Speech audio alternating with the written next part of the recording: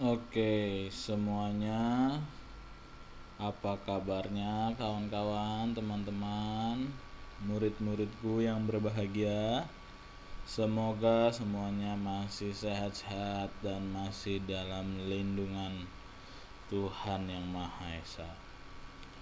Ya, kita memasuki minggu akhir pembelajaran jarak jauh matematika. Jadi kita hanya belajar tinggal minggu ini, ya, yang mana tinggal 2 pertemuan, sekarang dan besok, ya.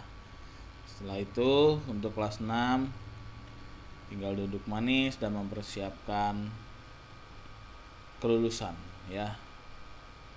Oke, saya lanjut dari sebelum kita libur, ya. Kita telah membahas aljabar.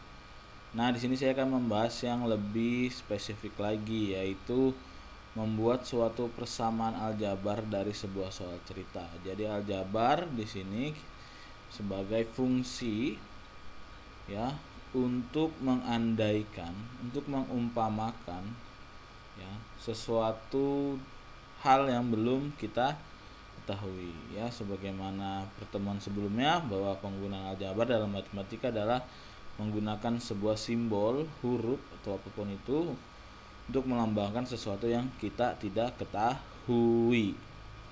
Oke, saya di sini telah menyiapkan 3 contoh untuk kalian simak, ya. Oke, contoh yang pertama, ya. Nanti saya di sini mencontohkan bagaimana membuat suatu persamaan aljabar dari contoh berikut. Oke. Pertama, terdapat 12 bungkus citato dalam satu paket dus. Ya. Jadi kalau beli satu dus, ya, atau satu pak misalnya, itu di dalamnya berisi 12 bungkus citato. Lalu jika saya membeli beberapa buah dus, maka berapa bungkus citato yang saya beli? Nah, di sini ada hal yang belum kita ketahui dan dapat kita lambangkan atau kita simbolkan dengan huruf, ya, untuk membuat suatu persamaan aljabar. Terdapat 12 bungkus citato, sudah jelas ada 12 bungkus citato dalam satu paket dus. Lalu jika saya membeli beberapa buah dus, maka berapa bungkus citato yang saya beli? Nah, di sini yang tidak diketahui adalah kata-kata ini. Beberapa buah dus, ya. Maka beberapa buah dus ini bisa kita simbolkan, ya kan? Bisa kita ganti dengan huruf untuk membuat suatu persamaan sehingga kita menjadi lebih mudah dalam menyelesaikan soal. Oke, beberapa buah dus, berapa? Nggak tahu. Dia hanya menyebutkan beberapa buah dus. Maka di sini kita bisa menggantikan dengan simbol, huruf. Katakanlah beberapa buah dus. Saya mau ganti dengan huruf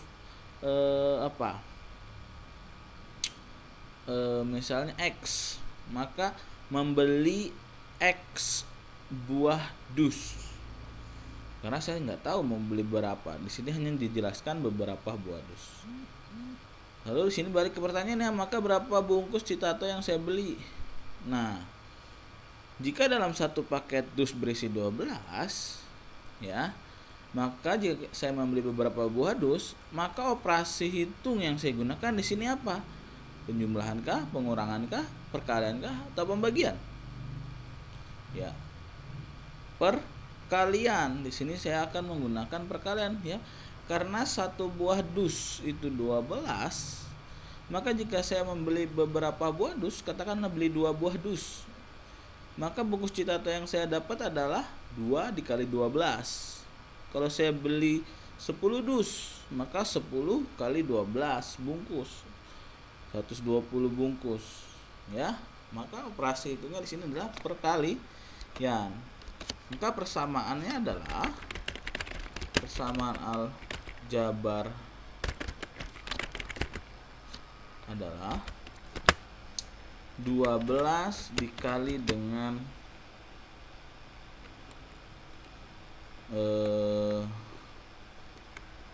dus,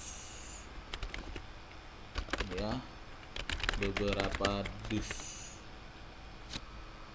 Aduh, ganti. Dikali beberapa dus, maka saya akan mendapatkan bla bla bla bungkus cita.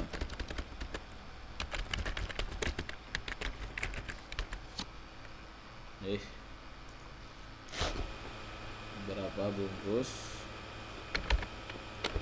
cita. Oke. Nah, di sini saya ingin mengganti beberapa buah dus itu dengan simbol huruf. Maka 12 saya katakanlah saya ganti dengan huruf apa?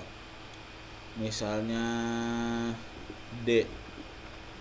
Ya, 12 dikali D sama dengan bla bla bla bungkus cita pun saya nggak ada, berarti misalnya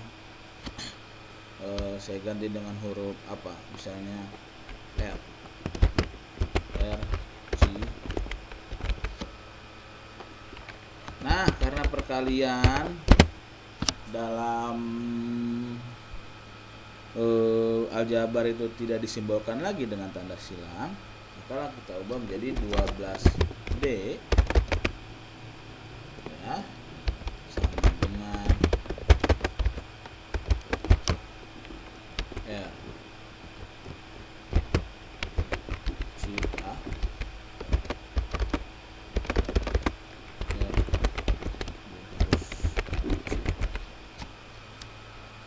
Oke. Jadi kita di sini mendapatkan persamaan 12D sama dengan R bungkus cita top. Ya. Ini adalah persamaannya. Tak perlu di sini saya tidak menekankan kepada penyelesaiannya. Jadi beberapa cita yang dibeli enggak, saya menekankan kepada bagaimana membuat suatu persamaan. Paham? Contoh yang kedua. Saya mempunyai 6 buah pulpen. Kemudian saya berikan beberapa kepada teman saya. Berapa sisa pulpen yang saya miliki? Berarti saya punya 6 buah pulpen. Kemudian saya berikan berarti jumlah kurang perkalian atau pembagian. Oh, pengurangan berarti dikurang ya beberapa ya, karena dibagi lalu akan menjadi bla bla bla sisa pulpen, kan? Maka di sini saya bisa kurang, saya ganti ini dulu ya, beberapa pulpen.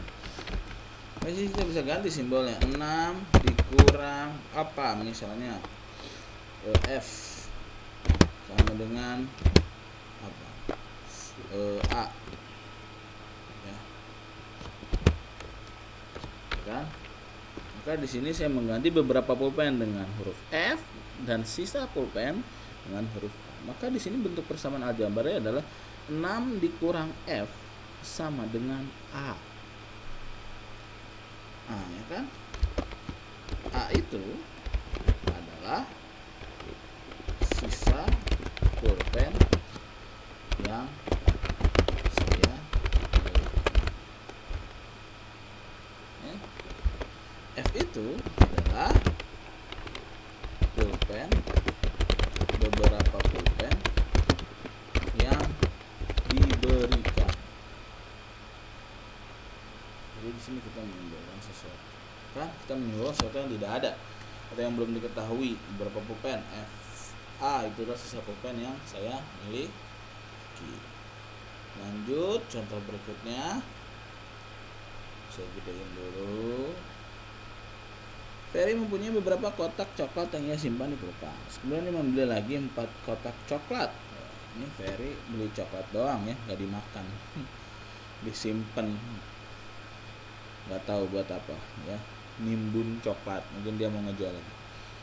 Berapa banyak coklat yang dimiliki Ferry sekarang? Jadi awalnya Ferry mempunyai beberapa kotak coklat. Pastinya berapa? Kita tidak tahu pastinya berapa. Dia di sini hanya menyebutkan dia punya beberapa kotak coklat. Kemudian membeli lagi. Kalau membeli lagi berarti operasinya yaitu operasi hitung penjumlah. Berarti beberapa coklat dijumlah dengan 4 coklat. Itu akan menghasilkan banyak coklat Ferry sekarang. Nah, seperti itu kan? Beberapa coklat ya. Sini saya simbolkan misalnya dengan huruf apa? Saya maunya huruf N, enggak apa. Ditambah dengan 4 coklat sama dengan coklat Ferry sekarang. Saya simbolkan dengan huruf K. Kalau sama jabar yang kita dapat adalah N plus 4 sama dengan K, di mana N adalah beberapa coklat yang belum kita ketahui dan K adalah hasil ya dari coklat Ferry